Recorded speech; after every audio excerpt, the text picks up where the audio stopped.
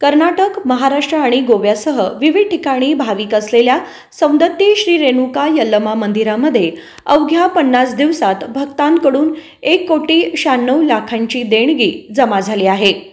बेळगाव जिल्ह्यातील सौंदत्ती येथील श्री रेणुका यल्लमा मंदिरातील हुंडीची मोजणी पूर्ण झाली असून 1 एप्रिल ते 20 मे या कालावधीमध्ये भाविकांनी दिलेल्या प्रसादाची मोजणी बुधवारी रात्री पूर्ण झाली।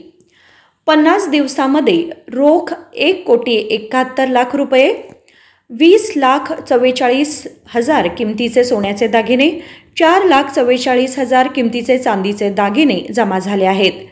शक्ती योजनेमुळे यल्लमा मंदिरामध्ये महिला भाविकांची मोठी संख्या वाढली आहे। त्यामुळे विक्रमी देणगी जमा झाली असल्याचे मंदिराचे कार्यकारी अधिकारी SPB महेश यांनी सांगितले। राजशेखर हिरेमठ, KMM मराठी, बेळगाव।